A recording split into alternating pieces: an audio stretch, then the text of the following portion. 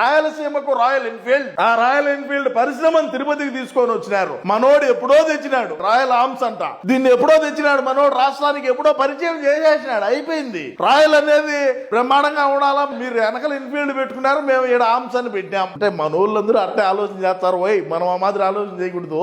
ఎందుకంటే ఈ సంస్థ మంచిదే, ప్రతి ఒక్కరు కూడా ఎంతో బండి 2 లక్షల దాకా ఉన్నట్టు ఉంటుంది నాకు తెలిసి. మీ కూటమి ప్రభుత్వం ఇప్పుడు రాయల్ ఎన్ఫీల్డ్ తెచ్చింది. మేము రాయల్ ఆర్మ్స్ ని ఏనాడో అన్న అధికారంలో ఉన్నప్పుడే వేంపల్లి తోటల్లో కూర్చొని బత్తాయి తోటల్లో స్పిరిట్ తెప్పించి రంగుపొడి వేసి కలిపి కొట్టాడరా, అది ఇంకా ఆడాదరా, మా క్రెడిట్ అదేను. ఈ రాయల్ ఆర్మ్స్ ని ఎవడైనా సరే అది 150 200 ఇస్తే ఓడిస్తాడు. అది మరి ఈ రాయల్ ఎన్ఫీల్డ్ లోడు 150 200కి ఇస్తాడా? ప్రతి ఒక్కడు కూడా దీంట్లో పోవాలని అనుకుంటారు, దాన్ని ఎక్కగలుగుతారా? 200 300 ఇచ్చితే దీని పని అయిపోతుంది. రాయల్ ఎక్కిన మనం కూడా ఎక్కినామనే ఫీలింగ్ తోనే ముందుకు పోతారు. మరి మనోడి ఆలోచన విధానం బాగుండదా? కూటమి ప్రభుత్వంలో ఉండే ముఖ్యమంత్రి నారా చంద్రబాబు నాయుడు గారు, డిప్యూటీ సీఎం పవన్ కళ్యాణ్ గారు, నారా లోకేష్ గారు ఆలోచన బాగుండదు అనేది ఒకసారి మీ అభిప్రాయాన్ని తెలియజేయండి బా.